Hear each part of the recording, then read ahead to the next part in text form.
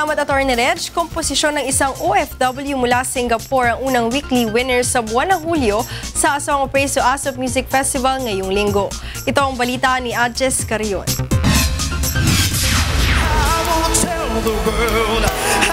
Power ballad na genre na komposisyon ng OFW mula sa Singapore na si Emmanuel Alipio Jr. ang unang weekly winner sa buwan ng Hulyo sa A Song of Praise o ASOP Music Festival ngayong linggo. Binigyang buhay ng baguhang male balladeer na si Anthony Rosaldo ang awiting In Your Love, I Believe. Memorable. Whole different thing. Sanay na tayong mag-perform, di ba? Pero ito, all for the glory of God, para sa kanya lahat eh. So, masarap sa pakinggan. Masarap sa pakiramdam, sobra.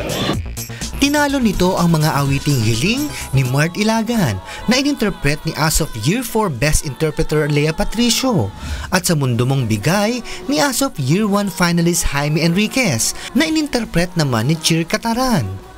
Tumayo naman bilang hurado kasama ng regular na judge na si Dr. Musico Monde Losario, sina Pat Castillo at Jet Pangan.